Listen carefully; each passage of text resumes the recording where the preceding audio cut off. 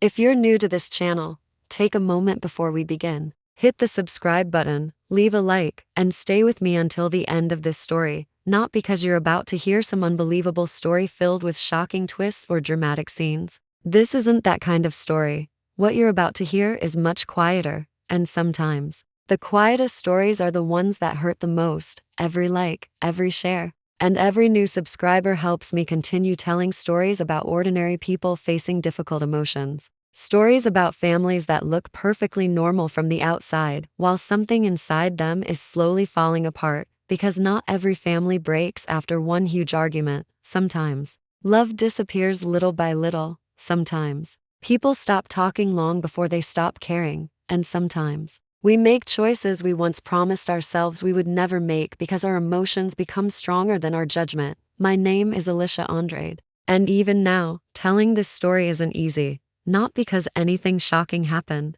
but because this story forced me to face a truth I had spent years trying to ignore. It is a story about loneliness. Not the kind of loneliness that comes from being physically alone, but the kind that can exist even when the people you love are sitting right beside you. It's about silence, not peaceful silence, but the kind that fills a room after people stop saying what they truly feel. Most of all, it's about a family that once felt whole. And the small cracks that slowly appeared between us, those cracks didn't appear in one day. They had been growing for years. I was simply too exhausted to notice them. I was busy working, paying bills, raising my children, and trying to keep our lives together. I was so focused on surviving each day that I didn't realize something important was slipping away from me, and it all began on an ordinary Friday night. At the time, I had no idea that one simple evening would eventually change the way I looked at my entire life. That Friday had been completely normal. Nothing unusual had happened. There was no warning. No dramatic event. Just another long day. I remember arriving home later than usual. Work had taken longer than expected. There were emails waiting for answers, deadlines that refused to disappear, and responsibilities that seemed to grow every time I finished one task. As I drove home, I told myself tonight would be different. Maybe we would actually talk. Maybe I could make my children laugh. Maybe, just for one evening, the three of us could feel like a real family again. But life rarely follows the plans we make in our heads. At that point in my life, I was raising two children alone. My daughter Elena was 16. 16 is a complicated age. You're old enough to think you understand the world, but still young enough to feel lost when life doesn't make sense. Elena was intelligent and quick-witted. She noticed things other people missed. But over the years, she had become distant. She acted as if she didn't need anyone. When she was hurt, she rarely admitted it. When something bothered her, she covered it with sarcasm. And whenever she felt vulnerable, she built another wall around herself. Silence was her defense, independence was her armor. But I knew my daughter better than she realized. Underneath that strong exterior was a girl who felt everything deeply. She simply didn't know how to express those emotions without feeling exposed. Then there was my son, Jonathan. He was 12, still young enough to believe most problems had simple solutions. Jonathan asked questions about everything. Why did adults argue? Why did people stop loving each other? Why couldn't everyone apologize and move forward? He believed that if you cared enough, almost anything could be fixed. Sometimes, I envied him for that, because somewhere along the way, I had stopped believing life worked that way. From the outside, we probably looked completely normal. A mother, a teenage daughter, a 12-year-old son, one house, one dinner table, one family sharing the same routines. But appearances can be deceiving. There were problems between us, deep problems, and I had become very good at pretending they weren't there. I told myself Elena was simply being a teenager.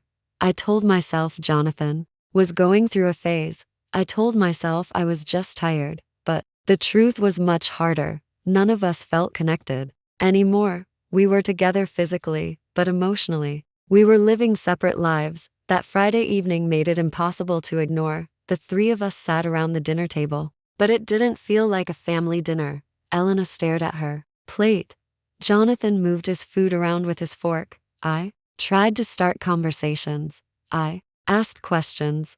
I smiled. I tried to make things feel lighter. but every attempt disappeared into the silence. Then Jonathan suddenly looked at me. Mom, why does your pasta taste different every time you make it? For some reason, that innocent question almost made me laugh. It was so normal. For a brief moment, I remembered a time when our lives had been easier. I smiled at him. Because I never make it exactly the same way twice, I said. Cooking isn't always about following every rule. Sometimes you just have to improvise. Jonathan thought about that. He didn't look completely convinced, but he accepted my answer. Then Elena quietly said something under her breath. I didn't hear every word, but I heard enough to recognize the tone. It was cold, dismissive, irritated. Jonathan looked at her. Elena rolled her eyes, and suddenly, the peaceful moment disappeared. A few small comments turned into an argument. It wasn't a huge fight at first, just little complaints and small remarks, the kind of things that normally wouldn't matter. But that night, everything felt heavier. I watched my children argue, but my mind wasn't really there. I was thinking about unpaid bills, work, money, the responsibilities waiting for me the next morning. I was thinking about how exhausting it was to always be the strong one, the person everyone depended on, the person who was expected to have all the answers. And then I realized something that frightened me. Somewhere along the way, I had stopped feeling like a member of my own family. I was still their mother. I loved them more than anything, but emotionally, I felt like I was standing outside the family, looking in. I reached for my phone because I wanted something to distract me from the uncomfortable silence, and that's when I understood. We weren't really having dinner together. We were three people sitting at the same table, three people sharing the same house, but each of us was trapped inside our own emotional world. That realization didn't come with an explosion. It simply settled over me, quietly, just like everything else that had been going wrong. After dinner, I hoped things would improve. They didn't. A little later, Elena and Jonathan started arguing again. This time, it was about the couch, something so insignificant that I might laugh about it today. But that night, even the smallest things became reasons to fight. Their voices grew louder, their patience disappeared, and soon, words were being thrown around that couldn't be taken back. I had reached my limit. Enough. My voice came out much harsher than I intended. Both of them stopped. Elena looked at me, and the expression on her face made my heart sink. She looked disappointed, almost betrayed. As if I had chosen her brother over her. Jonathan became completely still, and suddenly, I realized I wasn't fixing anything. I was only adding to the tension. Elena turned and walked toward her room. A moment later, her bedroom door slammed shut. Jonathan stayed in the living room, staring at the floor. He was trying to pretend none of this affected him, but I could see the truth in his face. He was hurt, standing there. I didn't feel like a mother who had everything under control. I felt like a woman who had completely run out of answers. Later that night, I went into Jonathan's room. The light was off. He was lying beneath the blankets, pretending to be asleep, but I knew better. I sat beside him and gently moved his hair away from his forehead. Then, without warning, he turned toward me and hugged me. It wasn't a playful hug. It wasn't because he wanted something. It was the kind of hug a child gives when he knows something is wrong, even if he doesn't fully understand what it is. I held him tightly, and something inside me broke. I wondered how long my children had been feeling this way.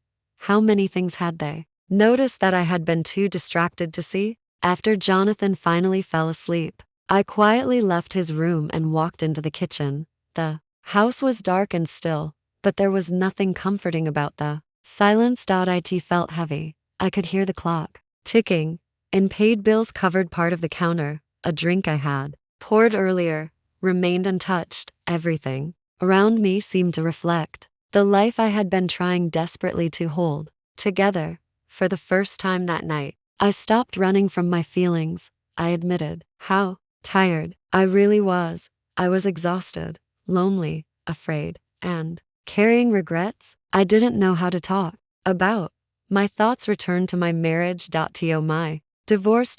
Carlos. There had once been a time when Carlos represented everything I thought I wanted: security, stability, a future.